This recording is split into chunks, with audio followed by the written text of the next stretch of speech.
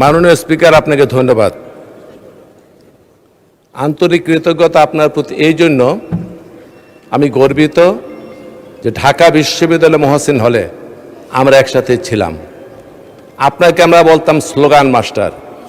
স্বৈরাচার বিরোধী আন্দোলনে আপনি স্লোগান দিতেন, আমরা সেই স্লোগানে অংশগ্রহণ করতাম। মাননীয় স্পিকার, সময় যা দিয়েছেন কথা বলা যাবে না বুঝতে পেরেছি, দয়া করে খেয়াল রাখবেন একটু। এবং এই ক্ষেত্রে আমি মাননীয় সংসদ নেতা মাননীয় প্রধানমন্ত্রী দৃষ্টি সহানুভূতিশীল একটু দৃষ্টি দেওয়ার জন্য অনুরোধ করছি। 200-র বেশি সার্ভিস ও ফিচারে লেনদেনের সব বিকাশ অ্যাপে সম্ভব। মাননীয় স্পিকার, 1971 সন এর সাথে জিয়াউর রহমান জড়িত, 1975 সন জিয়াউর রহমান জড়িত, 1990 সন বেগম খালেদা জিয়া জড়িত, 2024 সন আজকের প্রধানমন্ত্রী সংসদ নেতা জড়িত। অনেক ব্যাখ্যা রয়েছে। এই প্রত্যেকটা রাজনৈতিক পরিমণ্ডলে রাজনীতির বাঁকের সাথে বিপরীতমুখী দ্বান্দ্বিক রাজনীতির জটিল সমীকরণের একটা সম্পর্ক রয়েছে। এই জটিল সমীকরণের সমাধান হয়েছিল জিয়া পরিবার এবং বাংলাদেশ জাতীয়তাবাদী দলের হাত ধরে। অতএব সংক্ষেপে যদি বলতে হয়, সামগ্রিকভাবে সমষ্টিগতভাবে জিয়া পরিবারের কাছে, বিএনপির কাছে গোটা জাতি, আমি ব্যক্তিগতভাবে এই সংসদ কৃতজ্ঞতা ভাষায় আবদ্ধ থাকার কথা। কারণ এই বাংলাদেশের ইতিহাস থেকে জিয়া পরিবারের ইতিহাসকে যদি কেউ বিচ্ছিন্ন করে দেখার, খণ্ডিত করে দেখার চিন্তা করে, তাহলে সেই কথাই মনে করিয়ে দেয়। একটি কথা আছে, রাজনীতি থেকে যদি ধর্মকে বাদ দেওয়া হয় তাহলে কেবলমাত্র চেঙ্গিসের রাজত্বই কায়েম হয়। আর বাংলাদেশের ইতিহাস থেকে জিয়া পরিবারের বিএনপির রাজনীতি যদি বিচ্ছিন্ন করা হয় তাহলে সেই ইতিহাস হয়ে পড়ে সারশূন্য, ম্লান হয়ে যায়, কলুষিত হয়ে যায়। অতএব আমি আলাদা করে মহান রাষ্ট্রনায়ক জিয়াউর রহমানকে অভিনন্দন জানানো, বেগম খালেদা জিয়ার প্রতি কৃতজ্ঞতা পোষণ করা এবং আজকের যিনি জনগণের ভালোবাসার অর্ঘ্যমালায় গলায় পড়ে ভোটের মাধ্যমে যিনি এই সংসদকে অলঙ্কৃত করেছেন, সেই মহান নেতা মাননীয় প্রধানমন্ত্রীর আলাদা কোনো প্রশংসা করতে চাই না। কারণ এই প্রশংসার সাথে কোনো ব্যক্তিগত ব্যক্তি অথবা গোষ্ঠী জড়িত নয়, সমগ্র জাতি গোষ্ঠীর অহংকার এর সাথে সম্পৃক্ত। মাননীয় স্পিকার, জুলাই সনদ নিয়ে অনেক কথাবার্তা শুনলাম, অনেক কিছু দেখলাম। আমরা এক সময় স্বৈরাচার বিরোধী আন্দোলনে যথেষ্ট ভূমিকা রাখার সুযোগ আমাদের হয়েছিল। তখন ফেসবুক ছিল না, এই সমস্ত ইউটিউব ছিল না, যার জন্য এই ইতিহাসগুলি ধারণ করা হয় নাই। তবে জুলাই সনদটা কোনো কথামালার রাজনীতি নয়, অথবা কোনো শব্দ চয়ন অথবা শব্দের সমাহার নয়। এটি বাস্তব ধর্মিত একটি ব্যবস্থা, যেটি নিয়ে সেমিকলন দাড়ি কমা নিয়ে আমার বিরোধী দলের অনেক সংসদ সদস্য অনেক ধরনের কথাবার্তা বলেছেন। আর আমাদের এখান থেকে বলা হয়েছে জুলাই সনদের মধ্যে মানুষের স্বার্থ জড়িত, আকাঙ্ক্ষা জড়িত, রক্তের আখরে লেখা দাবি জড়িত।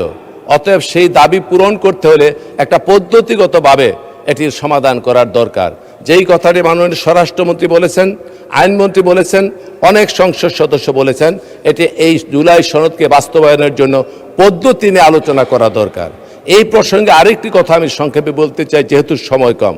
পণ্ডিত জওহরলাল নেহেরু একটি কথা বলেছিলেন যে পাশ্চাত্য শাসন ব্যবস্থার সাথে আমাদের ভারতীয় শাসন ব্যবস্থার পার্থক্য হচ্ছে এই, ওদের শাসন ব্যবস্থা পদ্ধতি নির্ভর আর আমাদের শাসন ব্যবস্থা কান কথা নির্ভর। তো আমাদের বিরোধী দলের সদস্য যারা রয়েছেন, ওয়াকআউটের পূর্বে পরে কারণে অকারণে দেখি কান কথা বলেন, কান কথা বলার পরে ফিস করে বলার পরে কোনো সময় ওয়াকআউট করেন, কোনো সময় বোধে তর্ক করেন। এই প্রত্যেকটি কান কথা নির্ভর। কাজে বাস্তবতে আসুন, সমস্যার সমাধানের দিকে যাই, যাতে মানুষের আকাঙ্ক্ষার পরিপন্থী আমরা কোনো কাজ না করি, সেই জন্য লক্ষ্য রাখব। মাননীয় স্পিকার, মাননীয় প্রধানমন্ত্রী সেই জুলাই সনদ মানুষের কল্যাণের জন্য, দেশ গঠনের জন্য কতগুলি স্টেপ নিচ্ছেন, কতগুলি কদম নিচ্ছেন, কতগুলি পদক্ষেপ গ্রহণ করেছেন। এই পদক্ষেপগুলি কি আপনারা জানেন? সেইগুলি কি? ফ্যামিলি কার্ড, কৃষক কার্ড, খেলোয়াড়দের প্রণোদনা দেওয়া, চাকরির বয়সসীমা 32 বছর করা, তারপরে আপনার খাল খনন কর্মসূচি, বৃক্ষরোপণ কর্মসূচি এবং সবচেয়ে বড় কথা শালীনতা ভদ্রতা বজায় রেখে রাজনীতির ইতিহাসে একটা গুণগত পরিবর্তন আনার জন্য প্রধানমন্ত্রী হওয়ার আগে নিশ্চিত হয়েছেন যে সংখ্যাগরিষ্ঠতার বদৌলতে উনি প্রধানমন্ত্রী হবেন। তারপরও বিপরীতমুখী রাজনৈতিক দলের সাথে উনি দেখা করেছেন বাড়ি থেকে। এটা সৌজন্যতা বোধ, এটা কার্টেসি। এবং আর একটি কথা ক্ষুদ্র মনে হতে পারে, যেমন একজন মাথার টুপি পরে গেল সিকিউরিটির, উনি তুলে দিলেন, এটা খুব ক্ষুদ্র মনে হতে পারে। ট্রাফিক সিগন্যালে দাঁড়িয়ে গেছেন, এটা অনেক আপাত দৃষ্টিতে ক্ষুদ্র মনে হতে পারে, কিন্তু এই কোনোটা ঘটনাই ক্ষুদ্র নয়। এগুলি কেবলমাত্র লৌকিকতা নয়, কেবলমাত্র লোক দেখানো নয়, এইগুলি মানুষের মনোজগতের পরিবর্তন করে, মনোজাগতিক পরিবর্তন করে মানুষ যাতে চলমান যে সমস্ত ধারা, যে সমস্ত সংস্কার রয়েছে সেইগুলির পরিবর্তনে যাতে মানুষের হৃদয়ে নিশ্চিত ভালোবাসার মাধ্যমে পরিবর্তন হয়, তারই একটা অনুকরণ। আমি এই প্রসঙ্গে আরেকটি কথা বলতে চাই মানুষ স্পিকার, সেটি হচ্ছে মাও সেতুংয়ের কথা আপনারা শুনেছেন। 1934 সনে মাও সেতুং একটা লং মার্চ করেছিলেন সে চীনে, এবং সেটা 1 বছর লেগেছিল শেষ করতে। 10,000 মাইলের মতো তারা লং মার্চ করেছিল 1 বছরের পর্যায়ক্রমে। এই মাও সেতুং লং মার্চ শুরু করার পূর্বে একটি বক্তব্য দিয়েছিলেন।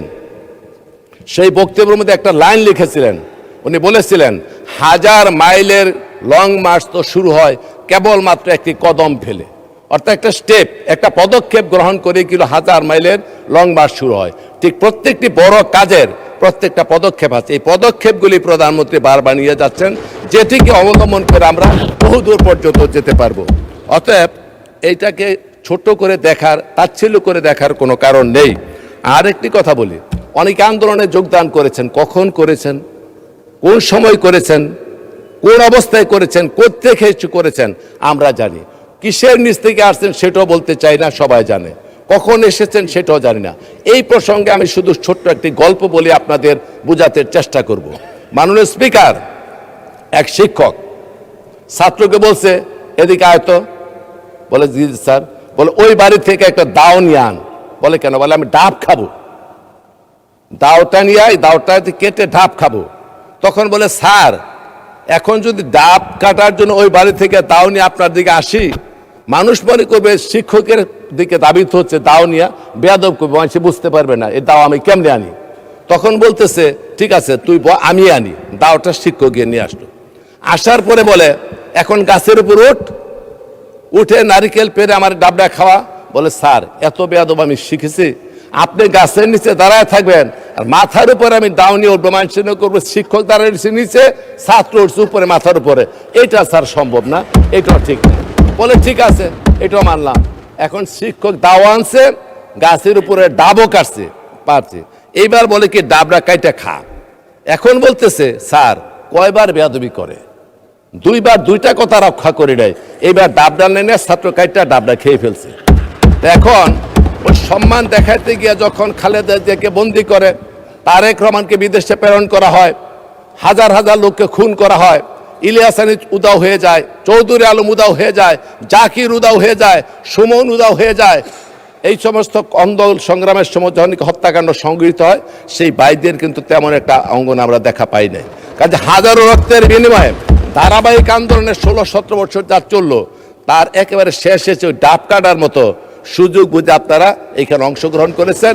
এইখানে অংশগ্রহণ করে এই আন্দোলনকে কুক্ষিগত করার জন্য প্রতিদিনই সংসদে মাননীয় স্পিকার করে একটা কথা বলে, সনদ নিয়ে কথা বলেন। সনদও বুঝি, ব্যাখ্যাও বুঝি, সংস্কারও বুঝি, সংশোধনও বুঝি, কিছু বুঝার কিন্তু বাকি নাই। অতএব মানুষকে বুঝতে দেন, সঠিক পথে আসেন, ধারাবাহিকভাবে কর্মসূচি পালন করার চেষ্টা করি। শৈবাল দিগিরে বলে উচ্চ করে শের, লিখে রেখো এক বিন্দু দিলেম শিশির। আরে শিশিরের পাতা থেকে এক ফুটা ফালায়া দিগিরে বলে মনে রাখিস বেটা, অথচ পুরা শৈবালের অস্তিত্ব নির্ভর করতেছে গোটা পানির উপরে। অথচ তারা ওই শিশির বিন্দুর মতো সর্বশেষ যোগদান করে এখন বিভিন্ন চিৎকার করছেন। এগুলি করার দরকার নেই, ভালোভাবে আছেন, সুন্দর করে আছেন মাননীয় স্পিকার। উভয়ে মিলে এসে দেশকে গড়ে তুলতে চাই, সেই সহযোগিতা আপনাদের কাছে কামনা করি। হঠাৎ করে ওয়ার্কআউট, হঠাৎ করে দেবে দিক তাকানো, কান কথা, এগুলি বাদ দিয়ে মানুষের কল্যাণে আমরা সকলে কাজ করতে চাই। মাননীয় স্পিকার, একটি কথা বলি কি, একটা প্রবাদ আছে যে দুটো জিনিস মানুষের শেখানো যায় না, এর একটি হচ্ছে সিঙ্গিং ভয়েস, আর একটি হচ্ছে ম্যানার, গানের সুর আর বিনয়, এই দুটি মানুষকে শেখানো যায় না, এটা ধারাবাহিকভাবে চলে। জি, 4 মিনিট সময় বৃদ্ধি করেন দয়া করে। মাননীয় সদস্য আরো 4 মিনিট পেলেন। আপনি দয়া করে একটু বাড়ান। 4 মিনিটে হবে না মাননীয় স্পিকার। ফজলুল হক মিলন বুঝতে হবে, ফজলুল হক মিলন এটা না, তা ঠিক আছে, আমরা উনি তো অনেক আগের থেকে চমৎকার বক্তব্য রাখেন, এই কারণে 4 মিনিট দেওয়া হলো। মাননীয় স্পিকার, আর একটু কথা বলি। এই সংসদ অত্যন্ত পবিত্র সংসদ, অনেক রক্তের বিনিময়ে ঘটিত এই সংসদ। এটা সৌন্দর্য, মাহাত্ম্য, এটা আভিজাত্য অনেক বেশি। আমরা এখানে বসে সবকিছু সমাধান করতে চাই। সেই প্রসঙ্গে তাজমহলের সৌন্দর্য দেখে ফার্সি কবি ওমর খৈয়াম বলেছিলেন, আগার ফিরদাউস বারোই জামিন হামিন আস্তত হামিন আস্তত হামিন আস্তত। পৃথিবীতে যদি কোথাও স্বর্গ থাকে তবে তা এখানে, তবে তা এখানে, তবে তা এখানে। আমিও বলি, মানুষের কল্যাণের জন্য, জাতির গঠনের জন্য, মানুষের আশা আকাঙ্ক্ষা পূরণের জন্য যদি সবচেয়ে সুন্দর জায়গা থাকে এই সংসদ, এই সংসদ, এই সংসদ। আমরা শত শহীদের রক্তের বিনিময়ে, আজকে আমাদের মা বোনের কান্নার বিনিময়ে দেশনেত্রী বেগম খালেদা জিয়া মাননীয় স্পিকার কারারুদ্ধ হয়েছেন, নির্যাতন ভোগ করেছেন, আপসীর নেত্রী হয়েছেন। আজকে সবুজ চত্বরে চিরনিদ্রায় শায়িত সেই নেত্রী আমাদের কাছে আশীর্বাদ রেখে গিয়েছেন। সেই নেত্রী এই দেশের জন্য, গণতন্ত্রের জন্য সংগ্রাম করেছেন, মানুষের কল্যাণের জন্য জীবন বিসর্জন দিয়েছেন। সবচেয়ে ধৈর্য ধারণ করে উনি সর্বশেষ বলেছেন ঐক্য এবং মানুষের কল্যাণের জন্য মিলেমিশে কাজ করার জন্য। অতএব এই সংসদকে আমরা যাতে কার্যকরী করি। মাননীয় স্পিকার, আপনার কথা আমি ভালো করে জানি। বিজয়ের যে পতাকা আমরা উড্ডীন করেছি সম্মিলিতভাবে পাহাড়ের চূড়ায়, বিজয়ের পতাকাটা পাহাড়ের চূড়ায় উঠে এটি অর্জিত হয় গিরিপথে, দুর্গম উপত্যকায়, উর্মি মুখর সাগর পাড়ি দিয়ে। অতএব এই সমস্ত প্রতিকূল অবস্থা এবং ত্যাগের বিনিময়ে উদ্ভাসিত হয়ে যে ঐক্য রচনা করেছি, যে ঐক্যের পিরামিড রচিত হয়েছে, কোনো ধরনের আক্রমণ, কোনো ধরনের সমালোচনা, কোনো ধরনের কান কথা, কোনো ধরনের সংকীর্ণ মানসিকতা নিয়ে যাতে কোনো বিষাক্ত তীর সেই ঐক্যের পিরামিডের মধ্যে আঘাত না করে, এই জন্য সকলের প্রতি আহ্বান জানাবো। এইখানে যেমন বসে আছেন আমাদের সংসদ নেতা, উনি সংসদের অভিভাবক, ওইখানে বসে আছেন বিরোধী দলের নেতা, উনিও সংসদের অভিভাবক। সংখ্যাগরিষ্ঠতার সংখ্যালঘিষ্ঠতা নিয়ে আমরা কোনো বিচার করি নাই। এইখানে সংখ্যাগরিষ্ঠতা আছে, কিন্তু কর্তৃত্বের কোনো ভূমিকা নাই, স্বৈরতান্ত্রিক মানসিকতার কোনো লেশ নাই। আপনারও সংখ্যা লঘিষ্ঠতা আছেন, কিন্তু কর্তব্যকে অবহেলা করার মতো কোনো সুযোগ নাই। অতএব আসুন এই সুন্দর সমৃদ্ধির মাধ্যমে এই সংসদকে আমরা শান্ত করি, এই সংসদের মাধ্যমে মানুষের কল্যাণ করি। এইটাই আমার বক্তব্য। আমার বক্তব্য বেশি বাড়াতে চাই না। আমি আপনাদের কাছে আবারও অনুরোধ জানাবো, শত ত্যাগের বিনিময়ে উদ্ভাসিত এই সংসদ, এই সংসদের দিকে মানুষ চেয়ে আছে। অতএব হঠকারী কোনো সিদ্ধান্ত, আবার যাতে ফেসিবাদের কোনো পদধ্বনি শুনতে না পারি, কোনো ফাঁক ফুকর দিয়ে যাতে আবার স্বৈরাচারের গোপন দোসররা এইখানে প্রবেশ করতে না পারে, এই জন্য মহান দায়িত্ব এবং সততা নিষ্ঠা নিয়ে কাজ করতে হবে। আমাদের মাননীয় প্রধানমন্ত্রী যে উদাহরণগুলি স্থাপন করেছেন, আসুন তার সারথি হই। উনি শুরু করেছেন এই পথকে যদি না কেউ কল্যাণকামী পথে চূড়ান্ত পর্যায়ে নিতে হয়, তাহলে সকলের সহযোগিতা প্রয়োজন। বিরোধিতার খাতির বিরোধিতা করলে কোনো লাভ হবে না। অতএব মানুষের হাসাহাসির পাত্র যাতে না হয়, সেই জন্য আমরা এদের কাজ করতে হবে। আসুন, যে মহান প্ল্যান নিয়ে উনি এসেছেন, শোনেন, যিনি কাঁথা সেলাই করেন তাকে বলা হয় কারিগর, আর যিনি কাঁথায় নকশা করেন তাকে বলা হয় শিল্পী। উনি প্ল্যান নিয়ে এসেছেন, মানসিক জগতে উনি প্ল্যান করে বিদেশ থেকে এসেছেন। সেই প্ল্যানের অংশ আজকে প্রত্যেকটা পদক্ষেপ নিয়ে কারিগর হিসেবে উপস্থিত হতে চাচ্ছেন। অতএব শিল্পী এবং কারিগর যখন একত্রিত হয়, কল্যাণকামী রাষ্ট্র প্রতিষ্ঠার জন্য কোনো ধরনের অসুবিধা হয়।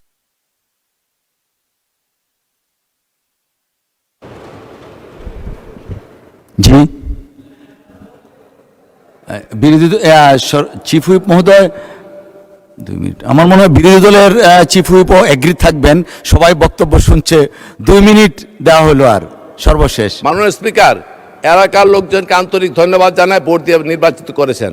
আমি আলাদা কোনো ক্ষেত্র যে উন্নয়নের কথা বলবো না, সামগ্রিক জনগণের কল্যাণের জন্য যে সমস্ত কাজ আমার এলাকায় করা দরকার, আমি বিনয়ের সাথে মাননীয় প্রধানমন্ত্রীর মাধ্যমে সকল দপ্তরের মন্ত্রী মহোদয়ের কাছে অনুরোধ করব, আমি যখন যে কোনো কাজে যাব ব্যক্তিগত স্বার্থে নয়, মানুষের কল্যাণের জন্য সহানুভূতিশীল দৃষ্টি আকর্ষণ করে আমাকে সহযোগিতা করবেন। আগামীতে পথ চলতে চাই, একতে সারথি হতে চাই। প্রধানমন্ত্রী বলেছেন জনগণের সাথে থাকুন, জনগণের সাথে রাখুন, সেই কথা বলে আমরা পথ চলতে চাই। এই কথাটা কেন করতে মাননীয় স্পিকার? আর কোনো কারণ নাই, কারণ একটাই মাননীয় স্পিকার, সব করতে হবে জাতির কল্যাণে, মানুষের কল্যাণে, দেশের কল্যাণে। এর কারণ একটি, সেটি হচ্ছে সবার আগে বাংলাদেশ। ধন্যবাদ মাননীয় সদস্য।